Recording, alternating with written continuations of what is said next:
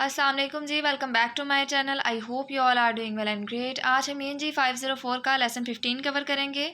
बाकी जो लेसन्स रहते हैं उन्हें भी मिड टर्म से पहले पहले कंप्लीट करने की पूरी कोशिश करूँगी ताकि आप लोगों को मिड टर्म में किसी किस्म का मसला ना हो। इस वाले लेसन में हमने असल में कुछ थेरीज पढ़नी है जो कि एग्जाम के पॉइंट ऑफ व्यू से बहुत ज़्यादा इंपॉर्टेंट है। आप लोगों ने गौर से वो थेरीज सुननी है। कॉन्सेप्ट आप लोगों को प्रोवाइड करती रहूँगी, बाकी जो चीज़ें इनमें हैं वो भी आप लोगों ने याद करनी है। अगर कोई चीज़ डिफिकल्ट लगे कमेंट सेक्शन में पूछ लीजिएगा, आप लोगों को ईजी सी डेफिनेशन उसकी भी प्रोवाइड कर दी जाएगी। ठीक है, अब हमने इस लेसन में कवर क्या करना है, टॉपिक 86 से 91 तक है। प्रोसेसिबिलिटी थ्योरी पढ़ेंगे, इसमें हम टीचेबिलिटी हाइपोथेसिस पढ़ेंगे, परसेप्चुअल सैलियंसी पढ़ेंगे और कनेक्शनिज्म पढ़ेंगे। ये चार मेन थ्योरीज हैं, ठीक है, जिनके बारे में आप लोगों को मैं कॉन्सेप्ट प्रोवाइड करती रहूँगी, आप नोट डाउन करते रहिएगा।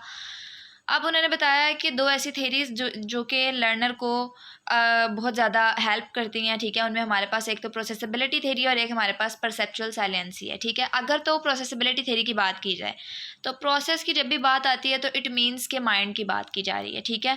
तो अगर तो माइंड की बात की जाए तो ये एक साइको लिंग्विस्टिक थेरी है। साइको यानी कि माइंड से लिंक्ड है। किस तरह से इस थेरी में हम पढ़ते हैं कि किस तरह जो है वो लर्नर सेकेंड लैंग्वेज सीखता है, किस तरह से डिफरेंट फैक्टर्स जो हैं उस पर असरअंदाज होते हैं ड्यूरिंग लर्निंग, ठीक है। उसके अलावा ये हमें बताता है कि लैंग्वेज सीखने का अमल जो है इसमें क्या होता है कि मेंटल प्रोसेसिंग जो है उसकी डिफरेंट स्टेजेस से गुजर कर इंसान आगे आता है, ठीक है। अब वो स्टेजेस जो होती हैं सम टाइम क्या होता है कि वो कॉम्प्लेक्स भी होती हैं। ऑब्वियसली यहाँ पर हम मटेरियल गेन कर रहे होते हैं, हम ले रहे होते हैं, ठीक है। तो ग्रामर रूल्स भी होते हैं, हर तरह की डिफ़िकल्ट चीज़ें भी होती हैं और किस तरह से आगे हमने उसको फर्दर यूज़ करना है, तो एक तरह से कॉम्प्लेक्स प्रोसेस भी है, ठीक है। So it is the concept of this theory. अब हम नेक्स्ट जो है यहाँ पर जो लिखा है उस हिसाब से अगर पढ़ें तो क्या है कि आउटलाइड बाय पाइनमैन, यानी कि बहुत सारे ऐसे लैंग्वेज थे जिन्होंने अपने अपने पॉइंट ऑफ व्यू रखे कि इस थ्योरी का क्या मकसद है कि सीखने वाले जो कंप्यूटेशनल मैकेनिज्म कैसे हासिल करते हैं जो इनके बनाए हुए लिंग्विस्टिक नॉलेज पर काम करता है, ठीक है।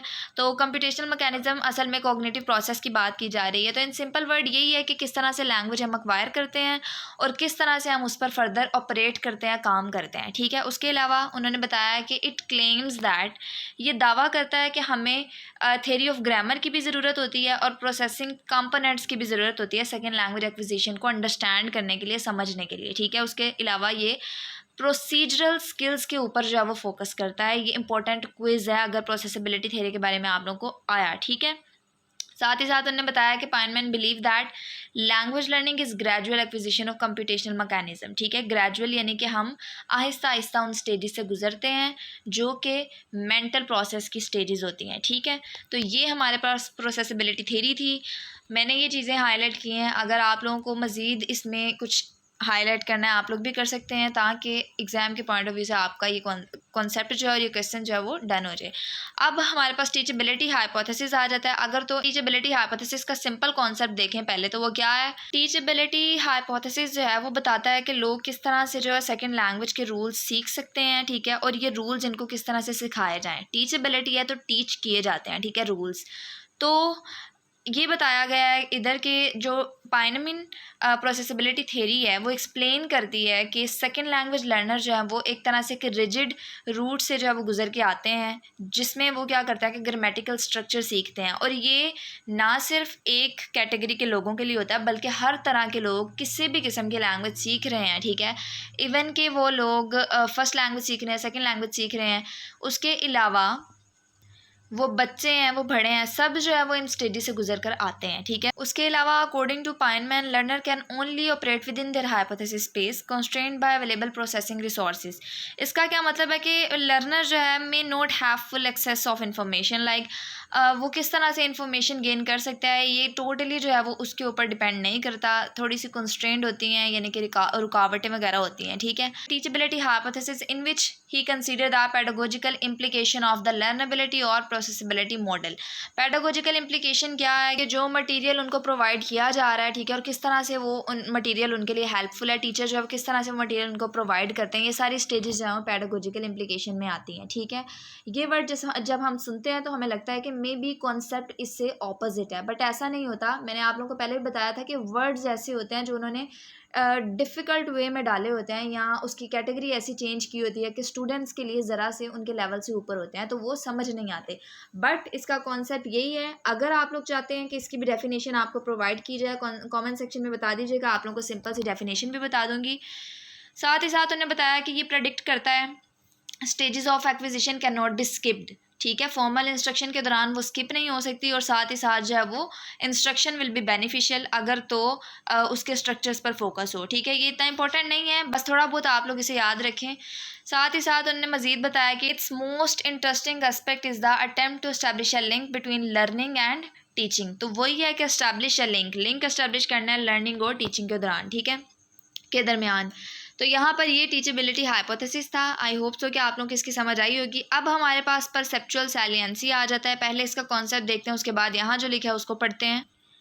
परसेप्चुअल सैलियंसी जो है वो रेफ़र करता है, ठीक है, लैंग्वेज सेकंड लैंग्वेज एक्विजिशन सीखते हुए। ये किससे रेफ़र करता है कि ज़ुबान जो लैंग्वेज है हमारी उसकी कोई खसूसियात या जो फ़ीचर्स होते हैं, ठीक है, ज़ुबान की फ़ीचर्स जो हैं या उसकी खसूसियात जो है वो लर्नर के लिए कितना नोटिसेबल है और प्रोमिनेंट है, यानी कि लर्नर उसको कितना नोटिस करता है, उसको किस तरह से लर्न करता है, अंडरस्टैंड करने की कोशिश करता है, ठीक है, वो सारा हमारे पास परसेप्चुअल सैलियंसी में आ जाता है, ठीक है। परसेप्ट किसे कहते हैं कि परसीव करना चीज़ों को, ठीक है, और सैलियंसी किसे कहते हैं, नुमाया जो चीज़ें होती हैं, ठीक है। तो अगर आप वर्ड से इसका अंदाज़ा लगाएं तो इसका यही कॉन्सेप्ट होता है।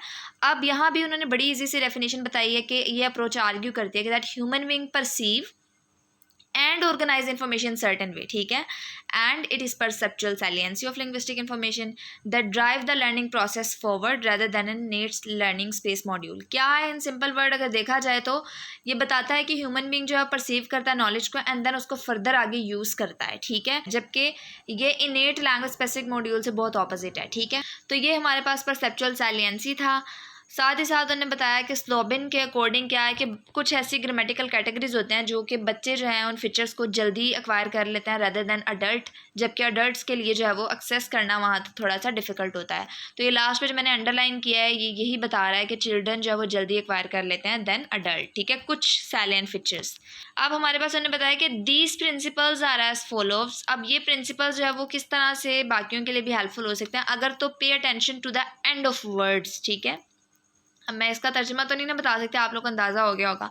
साथ ही साथ रिलेशन बिटवीन वर्ड्स इन पे फोकस करके avoid exceptions, underlying semantic relation, और साथ ही साथ ग्रामेटिकल मार्कर्स यानी कि इसका आईएनजी का, उसके अलावा हमारे पास जो नाउन प्रोनाउन होता है, केस वगैरह की स्टडी होती है, वो सारी ग्रामेटिकल मार्कर्स में आ जाती है। सिमेंटिक में हमारे पास मीनिंग की स्टडी आ जाती है। तो ये सारे जो फीचर्स हैं इनको एक दफ़ा जस्ट एक दफ़ा रीड करने की ज़रूरत है। बाकी वहाँ जाके आप इन योर ओन वर्ड्स भी लिख देंगे ना तो आपको नंबर मिलेंगे। साथ ही साथ हमारे पास कनेक्शनिज़म आ जाता है। नाम से ही ज़ाहिर हो रहा है कि चीज़ों के दरमियान कनेक्शन बनाना, लेकिन कनेक्शनिज़म चीज़ों के दरमियान नहीं, ब्रेन के दरमियान जो है वो कनेक्शन बनाता है। ब्रेन के जो डिफरेंट न्यूरल पार्ट्स होते हैं उनके दरमियान कनेक्शन बनाता है, ठीक है। तो यहाँ पर अगर कनेक्शनिज़म का कॉन्सेप्ट देखें तो वो क्या होगा, तो कनेक्शनिज़म जो है वो ये बताता है कि लर्निंग कैसे इन्वॉल्व होती है ब्रेन में ड्यू टू द लिंकेज या connection between neural units in the brain, ठीक है, यानी कि ब्रेन के जो डिफरेंट न्यूरल यूनिट्स हैं उनके दरमियान कनेक्शन की वजह से लर्निंग किस तरह हैपन होती है, ठीक है। तो ये कनेक्शनिज़म था। अब उन्होंने बताया है कि कंप्यूटर टेक्नोलॉजी की इस एडवांस फील्ड में जो है वो इस अप्रोच पर भी फोकस किया गया है, और कनेक्शनिज़म और प्रोसेसिंग थ्योरी के अकॉर्डिंग ब्रेन जो है वो इसको कंप्यूटर के साथ तशबीह दी गई है, और बताया गया है कि न्यूरल नेटवर्क के ऊपर complex cluster of links between information nodes उनके ऊपर जो है वो डिपेंड करता है, कंसिस्ट करता है, ठीक है। तो ये सारी चीज़ें कनेक्शनिज़म के बारे में बताई हैं। उसके अलावा उन्होंने कहा कि दीज लिंक्स और कनेक्शन बिकम स्ट्रेंथन और वीकेंड थ्रू एक्टिवेशन और नॉन एक्टिवेशन में क्या होता है कि लर्नर किस तरह से एक्सेस करता है और यूज़ करता है नॉलेज को सेकंड लैंग्वेज की, जबकि नॉन एक्टिवेशन में क्या होता है कि वो उस नॉलेज को जो है वो यूज़ नहीं कर पाता ठीक से और वो दोबारा अपनी फर्स्ट लैंग्वेज पर ही आ जाता है, ठीक है। साथ ही साथ उन्होंने एक इंपॉर्टेंट एमसीक्यूज़ के तौर पर बताया गया कि learning in this view occur on the basis of associative process rather than construction of obstruct rules. अगर तो एसोसिएटिव प्रोसेस की बात की जाए तो लर्नर कनेक्शन बनाते हैं वर्ड्स में, फ्रेज में, ये हमारे पास एसोसिएटिव प्रोसेस में होता है, और ये इन्वॉल्व होता है एक्टिवेशन ऑफ एग्जिस्टिंग नॉलेज में, ठीक है। एक्टिवेशन की बात मैंने आप लोगों को बता दी है कि जब लर्नर एक्टिवेट होता है, ठीक है, लैंग्वेज को यूज़ कर रहा होता है सेकेंड लैंग्वेज की नॉलेज को, ठीक है। तो यही सारी बातें यहाँ पर डिस्कस की गई थी। साथ ही साथ यहाँ पर लास्ट पे बताया गया है कि ये जो है वो लिंग्विस्टिक नॉलेज के कंस्ट्रक्शन पर बिलीव नहीं रखता बल्कि एसोसिएटिव प्रोसेस पे यकीन रखता है, ठीक है, और उसके अकॉर्डिंग जो है वो लर्निंग रूल गवर्नड है, ठीक है। तो ये जो क्विज़ है बहुत ज़्यादा आता है, ठीक है। और एसोसिएटिव प्रोसेस का मैंने आप लोगों को बता दिया है कि लर्नर जो है वो कनेक्शन बनाता है वर्ड्स के दरमियान, फ्रेज के दरमियान, और एक तरह से क्या करता है कि वो प्रैक्टिकली वर्क कर रहा होता है, ठीक है। ये हमारे पास जो थी हमारी कनेक्शनिज्म थ्योरी थी। ये सारी थ्योरीज़ के मैंने आप लोगों को कॉन्सेप्ट प्रोवाइड कर दिए हैं। फिर भी आप लोगों में से कुछ स्टूडेंट्स कहते हैं कि वर्ड टू वर्ड तर्जमा बता के बताएं, तो आप लोगों को अगर कोई वर्ड मुश्किल लगता है आप कमेंट सेक्शन में लिख दिया करें, मैं आप लोगों को बता दिया करूँगी। होप सो कि ये लेक्चर आप लोगों के लिए इनफ है अगर तो आप लोगों ने एग्ज़ाम की प्रिपरेशन करनी है। बाकी चैनल को सब्सक्राइब नहीं किया तो उसको सब्सक्राइब कर दें ताकि आने वाली वीडियोज़ का नोटिफिकेशन मिल सके। दुआओं में याद रखिएगा। अल्लाह हाफ़िज़।